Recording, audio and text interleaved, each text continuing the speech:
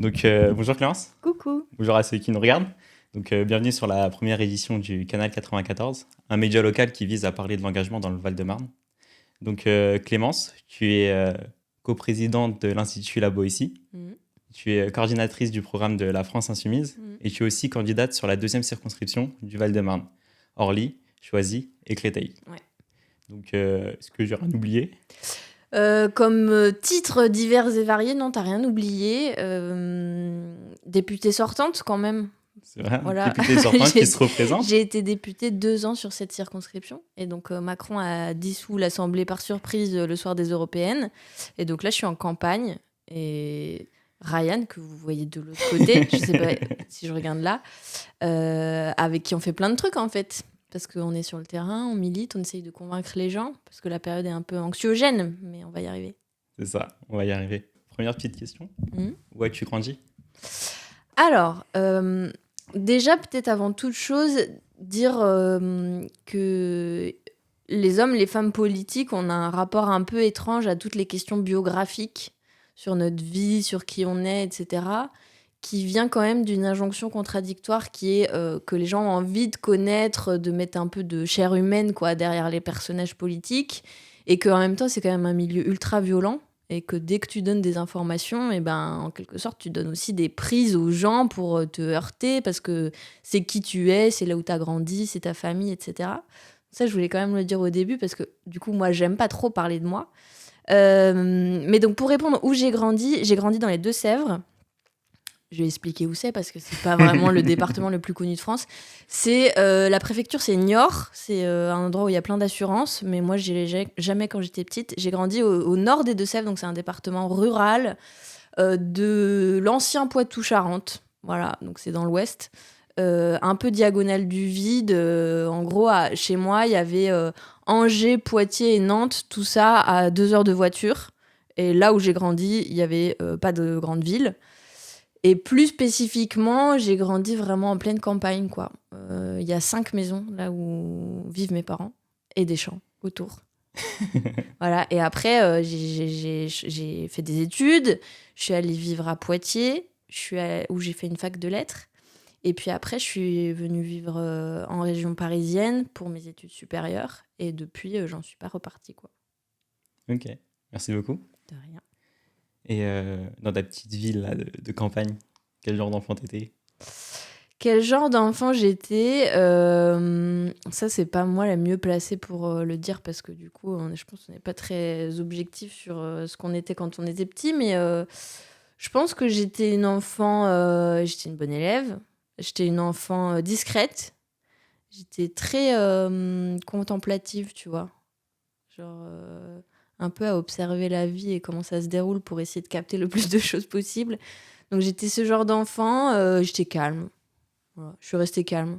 Même quand il y a des dingues sur des plateaux de télé, a priori, je Ouais, si reste on le voit. à peu près zen, quoi. Voilà. Non, c'est très important, c'est une force. Hmm. C'est une grande force. Ouais. Après, le calme, c'est aussi un... Comment dire ? C'est aussi une réponse à la violence, quoi. Parce que, tu vois, nous, on se parle beaucoup, donc tu vois à peu près les plateaux de télévision que je fais, etc. C'est quand même ultra violent. Parce que c'est du combat d'idées pur et dur, tu vois. Enfin, je sais pas, dans les familles ou sur le lieu de travail, parfois on évite un peu de parler politique parce qu'on sait que ça peut fâcher. Et nous, notre vie quotidienne, c'est de parler de la politique, du combat d'idées, avec des choses qui sont très viscérales, très importantes pour les uns et pour les autres. Et donc on rentre dans le dur un peu de la relation immédiate entre deux humains sur... des questions qui pour moi sont super importantes, quoi. Le rapport à l'égalité, le rapport au féminisme, le rapport aux discriminations raciales. Et en fait, quand on débat avec des gens qu'on juge racistes, qu'on juge comme ayant envie de favoriser les riches et n'en ayant rien à faire du plus grand nombre qui galèrent et tout, en fait, c'est une adversité super forte, quoi, dans les discussions. Et donc, pour revenir au calme, c'est aussi un peu une façon, je trouve, de désarmer l'adversaire. Parce que tu as un propos qui est très violent pour la personne en face, et vice-versa. Mais tu peux le faire passer de façon assez tranquille, en fait, si t'es solide sur tes appuis et que tout va bien, quoi. Ouais, si t'as les aimants.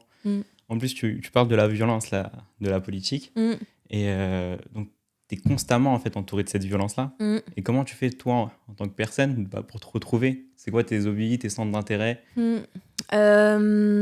Alors, moi, déjà, j'essaye de pas me faire absorber que par ça. C'est-à-dire, ça fait 15 ans que je milite, que je suis engagée politiquement à différents niveaux, en faisant différentes choses, quoi. Mais donc, ça fait la moitié de ma vie. J'ai 33 ans aujourd'hui, donc j'ai l'impression d'avoir fait ça toute ma vie d'adulte. Et en fait, j'ai commencé à militer adolescente. Et du coup, j'ai toujours essayé de préserver. Par exemple, mes potes, ils font pas de militantisme, ils sont pas militants. Alors, ils sont engagés d'une autre façon. Militants, quand je dis militant, c'est militant politique. Mais en fait, ils sont engagés dans de l'associatif ou ils ont choisi de faire un travail qui fait écho à ce en quoi ils croient. Donc, pour moi, c'est une forme d'engagement qui est autre. Mais ça me fait du bien parce que quand je les vois, parfois, ils en ont un peu rien à foutre de quel est ma grosse actualité du moment et à quoi je passe mes journées, et les querelles qu'on peut vivre, etc. Et donc ça met un peu à distance. Et ça fait du bien, en fait, parce que sinon, on peut se faire absorber. Tu vois, si tu côtoies que des gens qui font ça H24, tu peux vite te faire absorber, perdre le sens de ce qui fait le quotidien des gens, leurs soucis, etc. Et ça devient un truc hyper auto-centré où t'as l'impression que ce que tu vis toi, c'est ce que vit tout. Enfin bref. Donc ça me fait beaucoup de bien. Donc c'est mes amis d'abord, des gens qui m'entourent depuis longtemps, avec qui j'ai fait mes études, ou ma meilleure amie que j'ai depuis la primaire, quoi. Et que je suis allée voir il y a quelques mois encore parce qu'elle habite loin. Mais donc j'essaie de préserver ça. Il y a évidemment ma famille qui est pas non plus militante, mes parents, mon frère. Et puis après, je lis beaucoup. Moi, je suis un peu ringarde, hein. Enfin, je veux pas vous dire des trucs. Voilà, je lis beaucoup, je vais au cinéma. Je me ressource. Je suis plutôt. Tu vois, je te disais que enfant, j'étais très calme et tout. Je pense que je suis plutôt quelqu'un d'introverti, Ok. alors que j'ai une fonction qui est très publique, qui est très prendre la parole, représenter, etc. Et donc, j'ai quand même besoin de me ressourcer en solitaire, quoi. J'ai besoin d'être seule beaucoup. Ouais, pour te retrouver. Ouais, et puis d'absorber des livres. C'est pas des livres, c'est pas spécialement des essais politiques, etc. Je lis beaucoup de romans, par exemple, des BD. Et d'avoir la culture sous toutes ses formes, que ce soit la musique, que ce soit les BD, les mangas, tout ça, moi j'ai l'impression que ça me remplit le cerveau, enfin ça me le nourrit à nouveau, tu vois.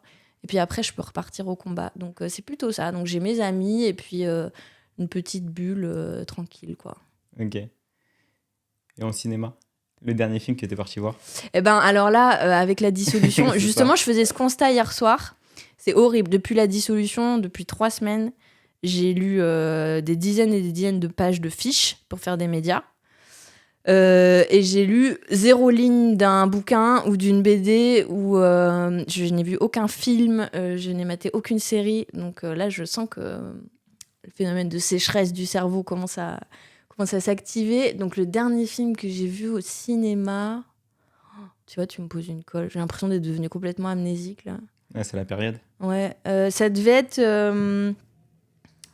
le Quentin Dupieux, le 2e acte. Et j'ai pas trop aimé. Voilà. C'était ça. Ok, merci.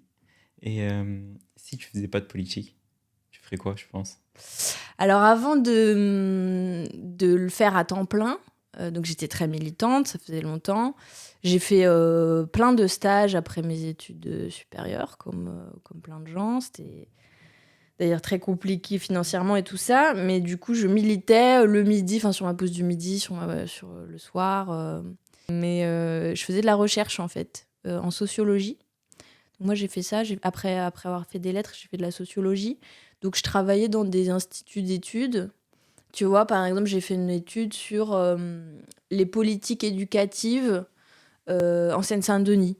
Et donc, ça consiste, la recherche en sociologie, tu vas voir des gens, tu discutes avec eux, tu essayes de comprendre. En l'occurrence, là, c'était comment les politiques publiques sont appliquées dans les quartiers dits éducation prioritaire, c'est-à-dire en Macronie et même avant, ça va pas du tout, quoi. Notamment parce qu'il n'y a pas assez de profs et d'effectifs. Mais donc voilà, je faisais des études comme ça, et après, on écrivait des rapports. Donc, c'était un boulot plutôt plutôt intellectuelle, quoi, on va dire. Et si je faisais plus ça, je ne sais pas ce que je ferais. J'ai des envies de aller élever des chèvres à la montagne, tu vois, quand j'en ai vraiment marre. Mais je pense qu'il est plus probable que je travaille dans une association. Voilà, dans le plaidoyer. En tout cas, essayer de continuer à porter des idées d'une façon ou d'une autre, parce que je suis persuadée qu'il y a plein de façons de le faire. Et que justement, c'est important quand on est élu, quand on a cet honneur, en fait, que des gens aient voté pour vous, de le faire à temps plein. C'est important de pas s'y accrocher, quoi. A fortiori, quand, comme moi, on a été élu jeune, je trouve que c'est toujours bien d'avoir un plan B dans sa tête et de se dire qu'on pourra continuer, en fait, à porter des idées, à porter le combat pour plus de justice, mais d'une autre manière. Et je pense qu'il y a plein de manières de le faire. Ouais, c'est important de le rappeler. Mm. Que ce soit par l'associatif ou encore en militant. C'est ça. Peu importe. Des maraudes et même, en fait, être dans ton quartier, organiser la fête des voisins, faire quelque chose qui te semble juste et éthique sur un plan professionnel. Enfin, il y a plein de façons de s'engager, quoi, et de participer à la vie de la société. Parce que la politique, c'est ça. Il y a le côté très public, de prise de parole, etc. Et en fait... sans les gens qui font de l'associatif, qui sont syndiqués, qui font plein d'autres choses dans leur vie, enfin, la politique institutionnelle, entre guillemets, ce serait rien. En tout cas, à gauche, c'est notre conception de la chose. On a absolument besoin que dans le reste du pays, il se passe des choses.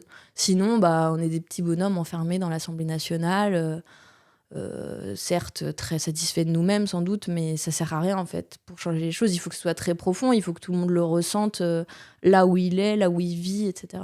Et à quel moment tu as eu ce déclic? Tu t'es dit que c'est bon, j'arrête cette vie en quelque sorte genre très théorique, thématique sur la sociologie, et tu t'es dit, je me lance en politique, c'est le moment. En fait, ça s'est pas posé comme ça dans ma vie parce que justement, je militais. Mhm. En gros, pour te dire les choses, donc moi, ma famille, pas du tout militante, enfin, pas du tout militante. Engagée, je le ressens maintenant, engagée dans les discussions et tout. On débattait de politique à la télé. Je me souviens de la tête de Le Pen au second tour alors que j'étais petite. Des choses comme ça, enfin, des choses qui montrent que ma famille était engagée, mais pas du tout à les tracter, à être engagée dans les élections, etc. Pas du tout. Et donc, moi, quand je suis arrivée à la faculté, j'ai eu envie d'aller dans un syndicat étudiant parce que je touchais des bourses, ça me paraissait logique, tu vois, de lutter sur la question de la précarité étudiante, etc. Et puis, en fait, je suis arrivée dans un syndicat qui était, pour le dire rapidement, qui était beaucoup trop mou à mon goût, j'avais l'impression qu'il y avait déjà beaucoup de compromissions. Enfin, j'étais pas allée pour ça, donc je suis partie très très vite. En 15 jours, en fait, je suis partie. Et puis après, j'ai adhéré, à l'époque, c'était au Parti de gauche, parce que déjà, il y avait Jean-Luc Mélenchon, ses discours, que ça avait quand même attiré mon attention. Si tu veux, les choses se sont fait petit à petit. Quand je te dis, je militais sur ma pause midi, le soir, il y a eu un moment où il y a eu la campagne présidentielle de 2017. Ça commence déjà à remonter un peu. Et où moi, j'étais entre deux boulots. Et bon, d'abord, j'avais besoin de vivre. Et on m'a proposé de le faire à temps plein pendant la campagne, au siège de campagne présidentielle de 2017. Et à ce moment-là, j'ai dit OK, en me disant, d'ailleurs, c'est rigolo, en me disant, je vais retourner faire de la recherche après. Et j'avais présenté à l'époque un projet de thèse qui était en attente de financement. Et je ne pouvais pas le faire si je n'avais pas de financement, parce que la recherche, on sait à quel point c'est précaire, etc. Et du coup, j'ai fait la campagne présidentielle de 2017 sous pseudonyme, qui est un truc qui se fait à gauche. Donc personne ne connaissait mon vrai nom à ce moment-là. C'est pas ton pseudonyme? C'était Clémence Mauvire. Je vais pas expliquer pourquoi, mais parce qu'en fait, en sociologie, je travaillais aussi sur les partis politiques. Et donc, ça pouvait être très compliqué après de faire du terrain de recherche en ayant fait la campagne présidentielle. Et puis après, la vie a fait que j'ai jamais arrêté. Et donc, j'ai pas repris en thèse. Et en fait, je le regrette pas parce que autant la politique est un monde violent, autant aussi la recherche est un monde assez violent. De cooptation, les gens ils luttent les uns contre les autres. Il y a peut-être même encore moins de solidarité que dans le monde politique. Et donc je crois que ça m'aurait rendu triste. Bon, j'en sais rien en fait, mais Et c'est on possible. en est là en tout cas, quoi. Ok, Ouais. merci. Et il y a des personnes qui ont influencé ton parcours? Ben, il y a Jean-Luc Mélenchon, évidemment, hein. Parce que moi, j'ai rencontré la première fois, je crois que c'était 2012. 2012, je faisais mes études à Poitiers et je crois qu'il venait pour les assises du journalisme politique à l'époque. C'est la première fois que je l'ai vu, qu'on a discuté un peu. Et puis, comme tu vois, c'était le moment où je cherchais où m'engager, puisque le syndicat, ça m'avait pas plu, ça m'avait même déçu. C'est vraiment ces discours, en fait, sur le fond, ce qui a vachement fait écho pour moi, c'est un projet de gauche radical engagé sur la question du partage, de l'égalité, etc., qui est très traditionnel à gauche. C'est l'histoire du Parti communiste français, etc. Mais aussi la question écologique et la façon dont elle allait affecter en priorité les plus précaires.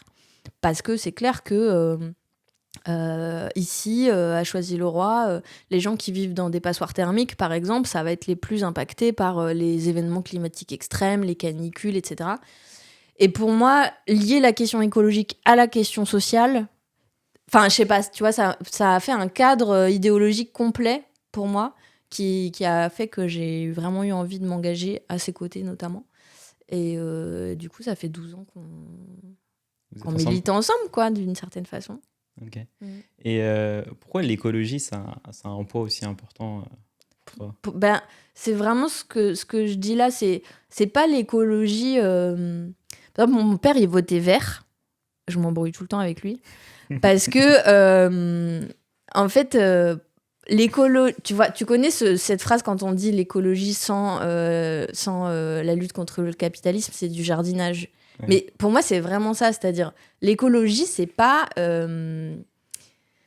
J'ai pas envie d'être méprisante, mais c'est pas juste, ça peut pas être juste des pistes cyclables et des jardins partagés. C'est une lutte contre le capitalisme, quoi. Parce que les accapareurs, donc ceux qui appauvrissent les gens, c'est aussi les plus gros pollueurs. Et c'est une question de prédation sur la terre. Tu te sers des autres, tu casses leurs droits sociaux, tu les exploites, etc. Tu te sers de la planète, t'en extrais les minerais, les terres rares, et tu détruis tout au passage. Et pour moi, il y a une vraie logique de fond à lier ces deux questions.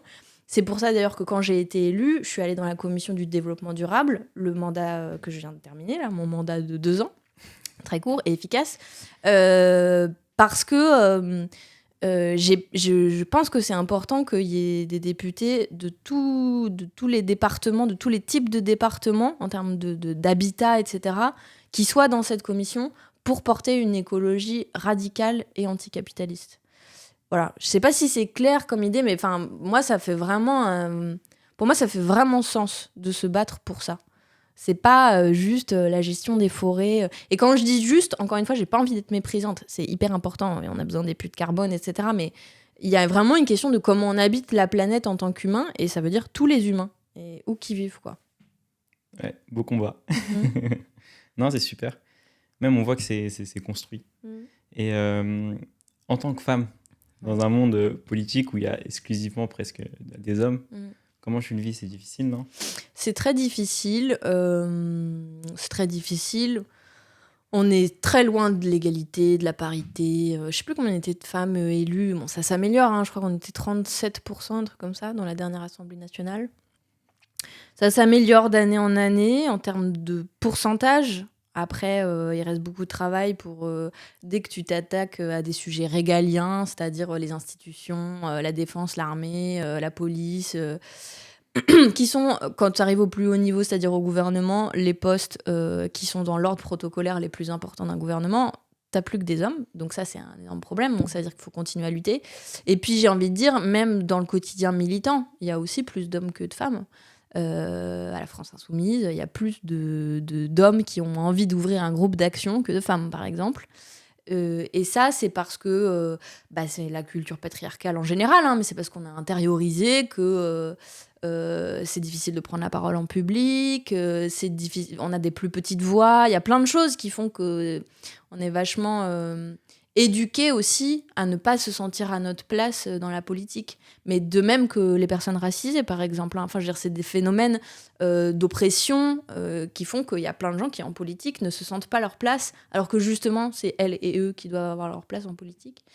Et donc, être une femme en politique aujourd'hui encore, a fortiori une jeune femme, ça veut dire se battre tous les jours pour le droit à la parole de manière générale, le droit à être considéré, à être écouté, à être entendu, se prendre aussi beaucoup de violence, notamment sur les réseaux sociaux, parce que c'est un monde où les gens se sentent libres d'insultes, de menaces, etc. Donc, moi, je m'en préserve en ayant des gens qui travaillent à mes côtés et qui font des filtres pour que je ne vois pas tout et que je ne subisse pas tout directement.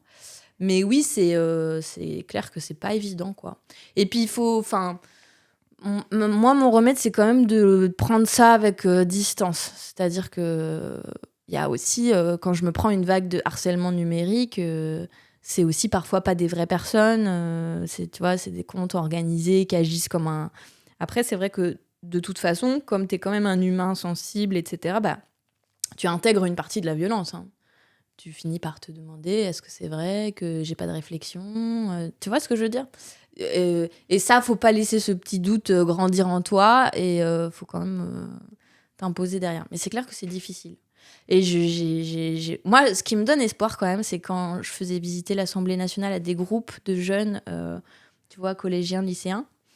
Les filles, elles étaient badass, quoi. Je pense que les nouvelles générations, elles auront aussi eu plus de modèles féminins. Donc, je pense que les choses vont continuer de s'améliorer. Quel a été le moment le plus difficile de ta carrière? Je dois dire que cette période-là qu'on vit en ce moment, elle n'est pas évidente. Parce que... donc Macron, on sortait de la campagne des européennes. Une campagne, c'est fatigant. On se bouge beaucoup, on dort peu. On s'est beaucoup battu, on a fait un résultat honorable. Et dissolution. Et là, je suis partie dans 2 semaines de négociations pour former le nouveau Front populaire. Et donc 2 semaines avec majoritairement des nuits blanches, avec beaucoup de... C'est des discussions qui sont pas faciles à avoir aussi, hein, parce qu'on avait fait quand même campagne les uns contre les autres, avec beaucoup de sincérité les uns et les autres. Donc au bout d'un moment, tu remets les choses à plat. Il y a l'extrême droite qui peut arriver au pouvoir par les urnes. Donc ça nécessite des discussions. Donc cette période-là, elle est dure, parce que cette menace de l'extrême droite, faut pas que ce soit quelque chose qui t'empêche de penser. Tu vois, faut quand même rester rester lucide politiquement sur ce que tu es en train de faire, pourquoi tu te bats, parce que il y a des gens à qui on fait depuis 20 ans du chantage au second tour, faire barrage, etc. Et en fait, on vient de sortir de 7 ans de macronisme hyper destructeur. Donc, il faut continuer d'avancer des arguments. Et donc, pouvoir proposer une alternative politique. Et c'est ce qu'on a fait avec le nouveau Front populaire. Mais je sais, et puis je ressens l'angoisse quand je fais campagne, quand je me déplace sur le terrain dans la circonscription. Il y a des gens qui viennent me voir en pleurant, avec la peur, quoi. Donc c'est quand même une période qui est super dure parce qu'il y a des enjeux énormes. Il y a des enjeux énormes pour le quotidien des gens, enfin des choses qui peuvent changer leur vie de manière assez irrémédiable. C'est pour ça qu'on se bat. Alors après, si l'extrême droite a une majorité à l'Assemblée nationale, on se battra d'une autre façon. Je veux dire, le combat s'arrête de toute façon pas le 7 juillet au soir. Mais c'est vrai que là, on sent... Puis on est quand même un pays hyper politisé, quoi. Les gens, ils discutent beaucoup de politique. Et donc, c'est vrai qu'on sent que ça remue des choses très fortes en ce moment. Je sais pas si c'est le moment le plus dur, tu vois. Peut-être qu'on les oublie au fur et à mesure pour continuer d'avancer. Mais en tout cas, c'est une période difficile, ouais. Ouais, je pense que le cerveau, il sélectionne. De garder après que Sans doute, c'est ça, les ouais. bons éléments. Et les négociations, elles se sont passées comment? Les négociations, elles étaient âpres. Elles ont duré longtemps. En fait, il y a plusieurs groupes de négociations parallèlement. Moi, je m'occupe du programme de la France Insoumise depuis 10 ans. Donc moi, j'ai été chargée pour la France Insoumise de négocier le programme. On a abouti à 150 mesures. Donc, c'est du ligne à ligne, tu vois. On prend un sujet après l'autre et on travaille la formule exacte, au mot près, qui convient à tout le monde. Donc, c'est un travail un peu épuisant, mais en même temps très important, parce qu'un mot peut changer le sens d'une proposition politique.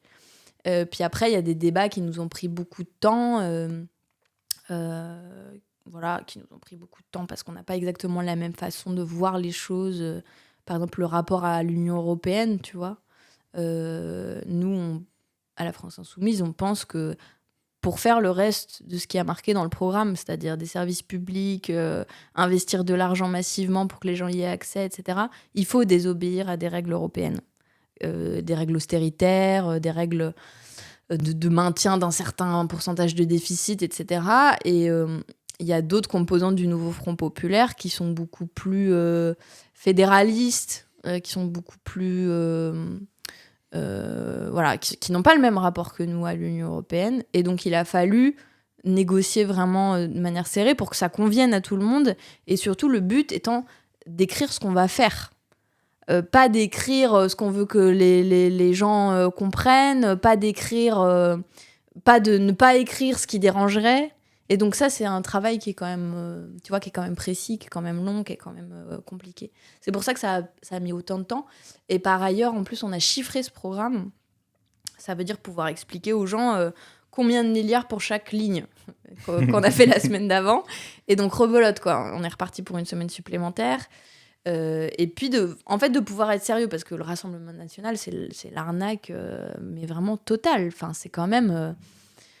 une illusion, quoi, qui tient, à mon avis, sur du racisme, qui est une façon pour les gens de répondre à cette division du peuple qui est un mécanisme depuis 30 ans qu'on voit monter, et qui n'a plus de mesure, parce que Bardella, il a quand même vidé son programme dans les 2 dernières semaines, au fur et à mesure, un jour après l'autre. Finalement, la retraite, non, plus tard, la TVA, plus tard. Donc, il n'y a plus rien, quasiment. Il reste quelques trucs racistes quand même pour le cœur du projet. Et puis, il sait pas combien ça coûte. Je sais pas si tu as vu cette conférence de presse où il est interrogé. Non, mais il est interrogé sur combien coûte une mesure. Il sait pas. On lui dit, le journaliste économique lui dit mais comment vous avez financé ça ? Il sait pas. Et donc, nous, on s'astreint à un travail idéologique sérieux auquel personne d'autre ne s'astreint. Parce que les macronistes, c'est quand même... ils promettent des choses qu'ils n'ont pas fait pendant 7 ans. Enfin, je veux dire, quand tu crois à quelque chose, t'attends pas 7 ans pour le faire. Donc voilà, c'est comme ça, on est plus sérieux que les autres. Mais c'est toujours nous qui devons prouver davantage, parce qu'en fait, on a aussi des électeurs qui sont exigeants, qui ont envie d'être convaincus sur le fond, donc c'est normal. Et ceux qui disent on n'a jamais essayé avec le RN. Moi, je trouve ça en fait déjà fou, parce que on a des historiens qui ont écrit une histoire, et on a vu ce qui s'est passé avant, que ça soit pas si loin, juste avec Hitler, et on a vu que ça s'est pas bien passé. Il n'est pas venu du jour au lendemain au pouvoir. Ouais. Et je pense que le combat du RN et le procédé qui se met en place, il est grave similaire à ce qu'on apprend à l'école, au collège, par rapport à la Seconde Guerre mondiale et comment Hitler est venu au pouvoir. Et toute cette propagande qu'on a autour des médias comme BFM et tout, je pense que pour toi, c'est dur à gérer. Et comment en fait on fait... Moi, j'ai souvent cette réponse-là, que ce soit des militants ou autres, ouais, mais on n'a jamais essayé la RN. Et l'autre réponse que j'ai quand je milite, c'est on a perdu confiance. C'est-à-dire que je vote à droite ou que je vote à gauche, en fait, il n'y a pas vraiment de différence pour moi. Parce que ça reviendra au même, c'est que des menteurs, ils vendent que du rêve. Et donc là, après, déjà, ce que tu dis sur la leçon historique, c'est très juste. Il y a un historien qui s'appelle Johan Chapoutot, qui a beaucoup étudié l'histoire nazie, notamment, et qui a écrit des petits bouquins qui sont assez faciles à lire et que je recommande vraiment pour comprendre ces mécanismes de similitude dont tu parles, quoi. Enfin, en vrai, c'est terrifiant. Après, sur la conviction et sur on n'a jamais essayé, En fait, bon, il y a une chose qu'on a essayé, c'est le macronisme. On sait ce que ça donne, voilà. On sait que le RN, en matière économique, c'est-à-dire, est-ce qu'on va partager les richesses ou non? Les richesses que le macronisme, depuis 7 ans, a permis d'accumuler dans les mains de 1% des gens. La réponse du RN, malgré le fait qu'ils esquivent, etc., c'est quand même non, on va pas partager. Ça veut dire que politiquement, économiquement, ils comptent faire du macronisme bis repetita, mais aggraver cette histoire de déséquilibre en termes de partage des richesses. Ça, c'est la première chose. Donc, si on a déjà essayé le macronisme économique, les gens, ils n'ont pas de raison de vouloir goûter l'économie façon Rassemblement national, quoi. Voilà. Deuxième chose, c'est la question du racisme et de la division du peuple français. Je veux dire, ce qu'on sait dans ce pays, c'est qu'une personne sur 4, elle a un grand-père, une grand-mère qui est venue d'un autre pays. C'est ça, le peuple français aujourd'hui. Ça n'a aucun sens de vouloir trier les gens, en fait. Ça n'a pas de sens. Ça n'est pas comme ça qu'est constituée notre nation. En plus, on a une nation qui est fondée sur un pacte républicain où les gens vivent ensemble. Ça fait des dizaines d'années qu'ils vivent ensemble. Et donc, la politique du Rassemblement national, elle est extrêmement perverse et raciste parce qu'elle consiste en un tri, mais qui est progressif. Et moi, ce que j'ai envie de dire aux gens, c'est pas de naïveté, en fait. Une fois que le Rassemblement national aura ciblé les femmes musulmanes, ils passeront à la catégorie d'après, entre guillemets. Et donc, c'est quelque chose qui est sans fin en termes de division du peuple français. Et donc, ça, c'est très clair dans leur projet idéologique. Et ça, c'est contraire véritablement à la façon dont on se constitue en tant que peuple. Et pour moi, c'est pour ça que c'est impossible de dire on n'a pas essayé. En fait, sur un plan tout à fait théorique, mais très clair, on sait ce que ça donnerait et que c'est pas possible. Voilà, c'est extrêmement dangereux. Donc, je sais pas si c'est convaincant en militant, etc. Mais c'est vraiment ce que je pense sur le fond.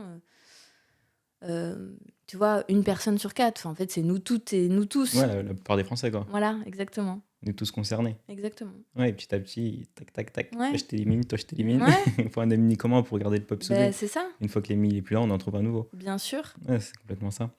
Et même là, j'ai récemment entendu, on peut prendre l'exemple de l'Argentine, quoi. Eux, ils ont essayé. Ouais, et ça se sent pas si bien. Carrément. Donc, on peut pas dire qu'on n'a pas essayé. Ouais, on a des exemples fait. partout un peu dans le monde. Il faut juste se renseigner un peu. T'as raison. Exemple Donc, historique et exemple à travers le monde. C'est ça. Et même en Europe. Enfin, Ouais. on voit ce que ça donne. Hein. Ouais, clairement. Pour les droits des femmes, notamment. L'IVG, c'est parmi les premières choses qui sont remises en cause. Donc c'est vraiment la question de nos droits, la question de l'égalité. Ça touche à des valeurs très fondamentales. On a récemment entendu Thibaut Inchep, pas entendu plutôt sur Twitter, qui dit, je cite, Il veut être ministre, lui. Déjà, je suis chef d'entreprise, donc forcément dans l'isoloir, je pense à mon propre intérêt et celui de mes proches. Donc effectivement, je peux me considérer plus de droite. Donc penses-tu qu'on peut en fait être entrepreneur, mais aussi être de gauche? Bien sûr. Parce qu'en fait, on a l'impression que la gauche, ils sont là juste pour nous taxer en quelque sorte. Et donc, si on veut entreprendre, on va peut-être augmenter le SMIC, donc on va payer les gens plus. Et l'État va tout nous prendre et nous, on n'aura plus rien pour nous. Alors qu'on a l'impression que la droite, ils sont plus... allez, faites ce que vous voulez, faites des entreprises, enrichissez-vous et puis voilà. Ça touche quand même à l'histoire de la gauche et la droite. Hein. Il y a quand même une réalité là-dedans, la notion de liberté ou la notion d'égalité qui a été mise en exergue par les uns et par les autres. Donc, il y a quand même un fond idéologique qui correspond à une réalité de constitution de chacun des blocs. Après, en fait, il y a quelque chose à déconstruire fortement, c'est que c'est vraiment la notion de partage des richesses qui est au cœur. Par exemple, sur la question du SMIC. On veut mettre les gens au SMIC à 1 600 € et on le fera quand on va arriver au pouvoir. Pour ça, on a prévu des mécanismes, c'est-à-dire par exemple les petites entreprises, un mécanisme qui s'appelle la caisse de solidarité interentreprises. En fait, il faut bien imaginer qu'il y a des grandes multinationales qui n'auront aucun mal à passer les gens au SMIC parce qu'ils versent des milliards et des milliards de dividendes. Tu vois, ça va rogner un peu sur les dividendes, mais vraiment que dalle. Sauf que nous, on veut prendre aussi des dividendes pour aider les petites entreprises à passer les gens au SMIC. Donc pour elles, ça sera indolore. Deuxième raison, les petites entreprises, par exemple, nous, on veut bloquer les prix des factures d'énergie. Là aussi, c'est les énergéticiens, ils se font des marges énormes. On va rogner sur ces marges. Ça va aider les petites entreprises à vivre. Parce que voilà, avec la crise inflationniste sur l'énergie, notamment pour les boulangeries, enfin voilà, quand les gens ont des frigos, etc., tout ça a été ingérable et on a battu le record des fermetures de petites entreprises ces 2 dernières années. Donc il y a quelque chose d'urgent à prendre en charge. Et puis la troisième chose, c'est que tu passes les gens au SMIC, ils consomment davantage. Et c'est faux de dire, c'est ce qui nous est répondu par les libéraux, mais c'est faux de dire que tu vas que consommer sur Internet des produits qui viennent d'ailleurs. Tu vas aussi consommer localement. De façon, c'est sûr, il y a des choses que la boulangerie, tu vas pas commander sur Amazon tes croissants du matin, tu vois. Donc évidemment, tu vas consommer localement. Et donc évidemment aussi, ça va augmenter la consommation et donc les marges des petites entreprises. Donc en vrai, ce projet économique, il est vertueux pour les entreprises locales. Il est tout à fait... on a pensé aux effets pervers, quoi, aux effets négatifs.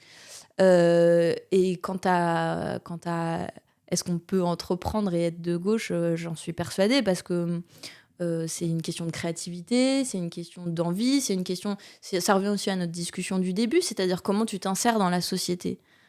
Tu peux faire des choses extrêmement utiles en faisant une entreprise près de chez toi. Enfin, ça peut être plus ou moins concret d'ailleurs. Mais donc, je pense bien sûr.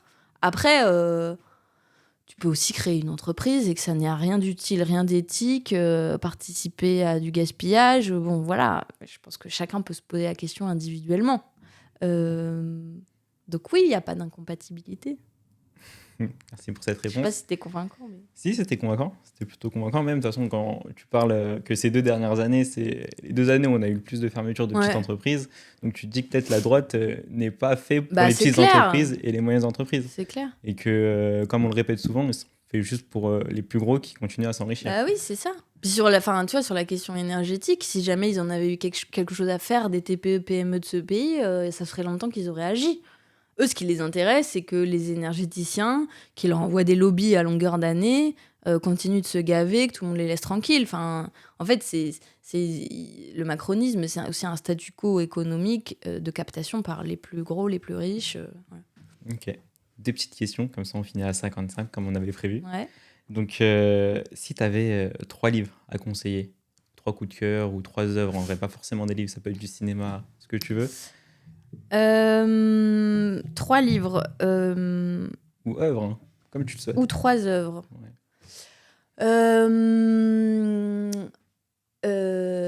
Mon déclic pour faire... parce qu'après la sociologie, j'ai fait un master d'écologie. Mon déclic pour ça, c'était un bouquin de Naomi Klein qui s'appelle « Capitalisme et changement climatique ». Voilà. Donc ça se ramène à toutes nos discussions qu'on vient d'avoir sur le jardinage, la lutte contre le capitalisme et tout ça. Qui est un gros bouquin, mais faut pas se laisser intimider, on peut le prendre chapitre par chapitre. Il est un peu thématisé, c'est bien fait. C'est une femme autrice en plus. Deuxième, n'importe lequel de Annie Ernaux, qui a eu le prix Nobel de littérature et qui a soutenu Jean-Luc Mélenchon à la dernière élection présidentielle, donc qui est vraiment une femme extraordinaire, que par ailleurs j'ai eu la chance de rencontrer à l'Institut La Boétie, parce qu'elle est venue quand on a inauguré La Boétie. Donc c'est une dame de 80 et quelques années qui a écrit toute sa vie, qui vient d'un petit patelin en Normandie. Il me semble que c'est la Normandie, je crois. Et qui a beaucoup écrit, qui s'inscrit dans un courant littéraire qui est de la littérature populaire, avec Héribon, Édouard Louis, des gens comme ça, qui a aussi toute une réflexion sur la question de ce qu'on appelle les transfuges de classe, c'est-à-dire des gens qui sont nés dans des milieux populaires, qui s'en sont extraits d'une façon ou d'une autre, ou en tout cas qui ont pour eux la création littéraire, la création culturelle, qui est quand même un truc de bourgeois dans l'imaginaire collectif, et qui intègrent dans leur œuvre une réflexion sur ça, sur leur trajectoire de classe. Donc ça, c'est tout un courant littéraire qui est absolument passionnant, qui, je pense, moi, me touche, et c'est pour ça que j'en ai beaucoup lu. Annie Ernaux, en plus, c'est très poétique, c'est à nouveau une femme, donc c'est super. Voilà. Et troisième,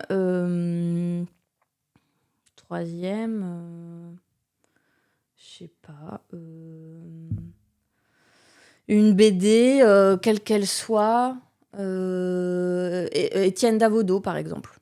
Étienne Davodo, il fait des BD qui sont très belles. Je trouve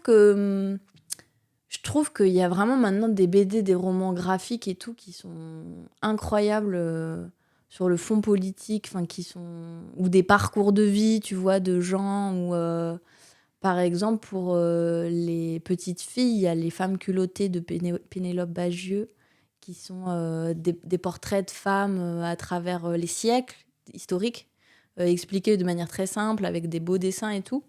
Enfin, je trouve que maintenant, il y a de la création en BD, notamment les BD françaises, qui sont vraiment incroyables. C'est pour ça qu'il faut soutenir la culture et voter Nouveau Front Populaire.